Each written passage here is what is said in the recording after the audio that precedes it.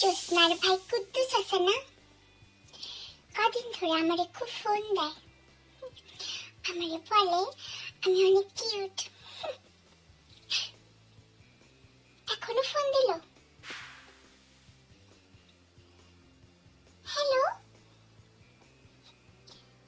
আপনি আমাকে কেন ফোন দেন? আমার একদম ভালো লাগে না।